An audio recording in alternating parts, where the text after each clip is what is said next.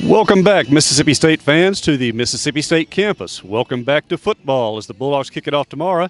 And welcome back to an episode of Rosebowl and Uncle Dave. It's been a while, hasn't it? It has been, and we've got a festive environment out here. We've got guys playing football and guys throwing a tennis ball around. I don't know what we're doing down there, but a lot of people already taking in the junction, getting ready for tomorrow's game against University of Memphis. And consider yourself lucky for arriving late. You didn't have to endure some Bee Gees and Earth, Wind, and Fire songs. I started to go over there and request, kick it off with your second favorite hair band song, Nothing But a Good Time, but they picked it up later.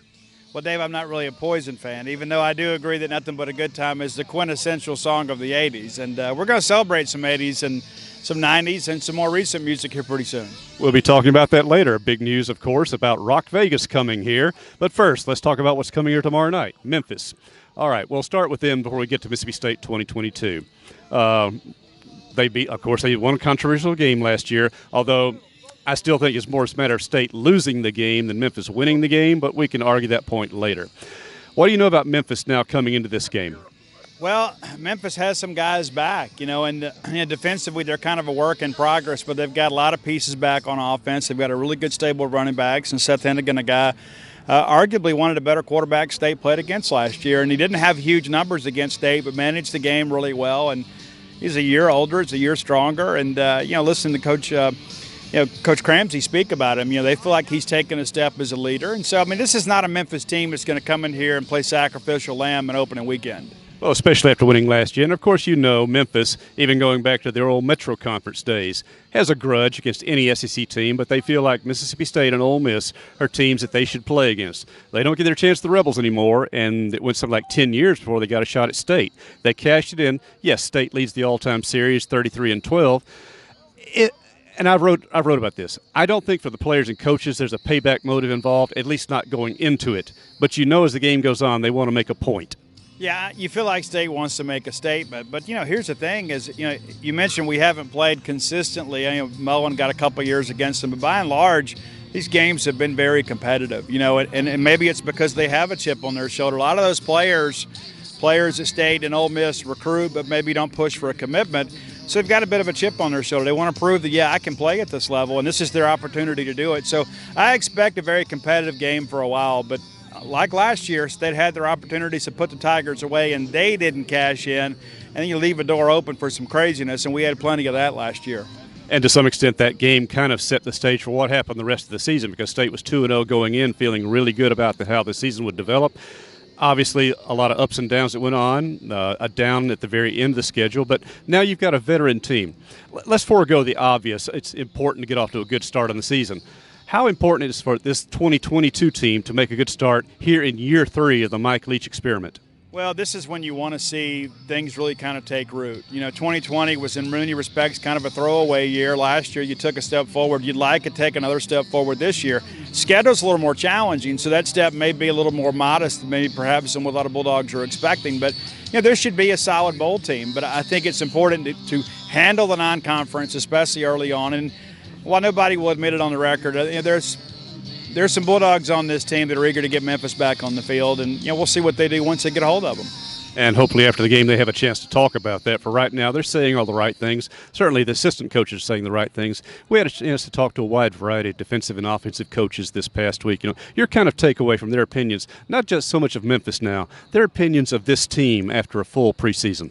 Well, it feels like we've had a good week of preparation, and of course the coaches wouldn't tell you if there was a bad week of preparation, but you kind of got that air that they're pleased with the progress this week. Now, we were able to see all but a handful of practices this fall, and I think Dave will agree, even from a layman's point of view, this is a better team, especially on the defensive side of the football, and I think especially in that secondary you're going to see some guys make some plays that were available last year, and maybe State didn't have the personnel to make those plays. And so I think secondary-wise you're going to be a lot better, and that Bulldog front could be as good as any in the conference. You mentioned the secondary being improved. The move of Zach Arnett from linebackers to safeties has obviously played a part of that. Adding a guy like a Jackie Matthews has done that. Now you have competition at safety for Jalen Green with Corey Ellington. You've got some cornerbacks now. Emmanuel Forbes, a known factor who hopes to add to his interception and pick 6 total this year. But then you got competition, Marcus Banks and DeCameron Richardson. The secondary should be better, but also the front 7. I was looking it over. they are so loaded with graduates, with seniors and juniors. This is you'll never hear a coach say, I've got an old team. But this is a team with lots of veterans, particularly on the defensive side, and especially up in that box, the defensive line and the linebackers. Yeah, a lot of SEC snaps under their belt, Dave, and old wins in college athletics. I mean, that's just the reality of life. And, everybody talks about, young team, and it seems that every team in the country is young. But the starting group for Mississippi State is a veteran group, and so it is okay to expect more from them. I think you're going to get more. Guys like Cameron Young are potential NFL prospects. You got DeCamerion Richardson's a guy that was the third corner last year. Now he is the corner starter opposite side of Emmanuel Forbes. And that's a guy the NFL scouts drool over at practice. And so you've got the potential there to put together an elite defense, not just a good defense, but an elite defense. But I agree with you, David. I think teams are going to have a difficult time running the football against Mississippi State due to that front. And that linebacker group, especially the first team, really solid.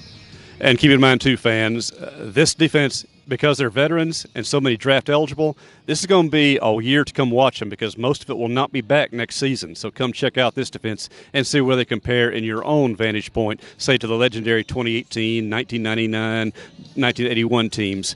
Now, offensively, Will Rogers, he owns, by my count, something like 25 Mississippi State records already for passing. He's starting to make his move up the SEC passing ladders as well, including, and I'm sure this will shock you, Steve, but the SEC Media Guide did not update some of his records where he's only behind a couple of guys named, let's see, Joe Burrow and Bryce Young there. Do fans really appreciate how good Will Rogers is, even in the context of an air raid offense? No, they don't. And, familiarity breeds contempt, and I think there's some people in the SEC media that overlook Will Rogers too. And knowing Will, I'm sure that is a motivating factor for him, is despite all that he's done, he isn't really truly respected. And you mentioned Joe Burrow and Bryce Young, the only two players in the history of the Southeastern Conference to throw for more yards, and both of them won the Heisman Trophy. And you look at these guys now and you begin to think, okay, are Mississippi State players going to be unfairly criticized for being products of the system? I think Will Rogers has something to prove this year to himself and to his team and to these fans, but I know we're going to get the best effort that Will Rogers can muster. Since spring ball, we've talked about how versatile, how varied, how deep this receiver core is. From what you saw in preseason, did it bear it out this year? Yeah, I think so. Yeah, I really do. And that's the thing, too. We entered the fall, David, really with three primary concerns. Offensive line play, which is better. Now, you're not going to be better at left tackle. You lose a first-rounder there, you're not going to get better. We're not going to, be Ole Miss fans about that and think, well, the next guy is just as good as the first guy. But the reality of it is Dollar Bill's had a good fall. He really has. And I think we're both a little bit pleasantly surprised by that. We wondered about safety play. I think they've answered that. I think Jackie Matthews is a difference maker for that group. We worried about depth at linebacker, and you see Deshaun Page, who Matt Brock calls the most improved linebacker on the team from the spring. Got a slow start in the fall because he missed some practice due to a family emergency, but he's done well. And then, Javius Purvis is a guy. JP is a guy that we've had high hopes for, and he had that accident. It appears now he's finally healthy and trusting his health. So I think, we've answered most of those questions. We'll find out how well we've answered them tomorrow night at 6:30. As of personnel right now, the only questions we probably have is who's going to start at right guard / tackle. Do they stay with the spring arrangement of Albert Reese at tackle and Young at guard, or do they flip them, or does Cole Smith get in the picture at guard? I guess that's the only positional question. And will the place kickers, who had a rough scrimmage that everyone saw and took that as a final determinant on what these guys are, they've been much better since. Will the place kicking tip the balance? Because last year, as you know, at least 2 and possibly 3 games turned on lack of a healthy place kicker. Well, I think to your first question, I think Cole Smith is your starting right guard, and then Cam Jones your starting right tackle. That's not to say that Albert Reese won't play some. But what's interesting, Albert Reese entered the fall as the starter at right tackle, and now he's not in the starting lineup. I don't think that's an indictment on Reese or his ability. I think it says something about other guys elevating their games. You knew Cam Jones would settle somewhere. But I like the move, and I think Cole Smith plays with a lot of emotion. I think he's a guy, too, especially on short yardage downs. You want in there because he plays with some real toughness. Not that Reese doesn't, but Smith's a little more improved. As far as the kicking go, it's funny, Dave, you get a snapshot and people think that's the reality of life. And, we've seen these guys in practice go days and days without missing a kick between the two of them, and they get in the stadium. They have a tough day. Well, the next scrimmage was a lot better. So, we'll see how things progress. But I think for the first time, maybe in a year and a half, State fans won't have to hold their breath every time there's a field goal opportunity. So don't hold your breath. Just get here, be ready for kickoff. I know last week Coach Cohen said, I still call him Coach, that he expected at least 55,000 based on sales. They expect more, obviously, to vault between then and now. Maybe not a sellout, but I want to stress this. Mississippi State begged, demanded an evening opener for the first time in years. They've got it. All right, here's the chance for fans to back it up and show up for the game. And hey, if you haven't killed all the dove you're going to kill by early afternoon, then take up another hunting hobby out there. Yeah, I agree, Dave. And this is a chance for the Mississippi State family to kind of come together. And you mentioned last year's season ended on a disappointing note. But hope spring eternal this time of year. And so let's turn out. It may not be a sellout crowd, but it'll be near capacity. There'll be a lot of cowbells ringing, and a chance for us to get together as a family, and celebrate Mississippi State athletics. And as you say every year, we only get a handful of these opportunities during football season. Let's make the most of them. Speaking of making the most, we're in September. We're starting out the season, but at the end of this month, big event downtown, Rock Vegas. And, Steve, explain how that also factors into our support for Mississippi State's Name, Image, Likeness campaign by Charlie Winfield and the Bulldog Initiative. David, thanks for bringing that up. Basically, I was sitting around one day, and I text John and Charlie. I'm like, what do you guys think about us doing a rock show to benefit NIL? And everybody loved it. Well, rather than wait around for somebody to say, hey, Steve, it's a great idea, once you do it, I just did it. And all the proceeds from ticket sales and official event merchandise go directly to the initiative. We're not going to collect a dime. We're hoping to get some goodwill from the fans, obviously, because we're out here not just covering the team. We're doing our best to help the team. And so September 30th, Lillian Axe, who was a huge part of the Mississippi rock scene for many years, just dropped a new album 2 weeks ago, and 10 studio albums now. They're still going. We'll celebrate a 40-year anniversary next year. And then 2 up-and-coming Mississippi rock bands, Twist out of Central Mississippi, and then Four Way Stop, the band that opened for Hardy last year at Bulldog Bash. So Bulldog fans should be somewhat familiar with them. It's a chance for us to make Mississippi rock again and kind of re-energize the rock scene in Mississippi, but also kind of celebrate from whence we've come. But the bottom line is we're raising money for NIL. So maybe you've been hesitant to give to NIL. We'll give you a great rock show in exchange for a few bucks to give to Charlie and the fellows at Bulldog Initiative. And name, image, likeness is going to be a hot topic all football season, especially going to recruiting for next year. We'll be talking with other Bulldog sports coaches about it as well. But for now, football season opens tomorrow evening here at Davis Wade Stadium. New video boards, new ribbon boards, a total of over $10 million invested in that. Plans have already been spoken here on genespage.com about what's going to be done in the future with the West Grandstand.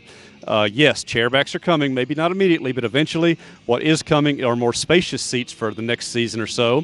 I'm told also that we better enjoy this last year in the current Bob Hartley press box because we're probably in the end zone next year, Steve. But you know what?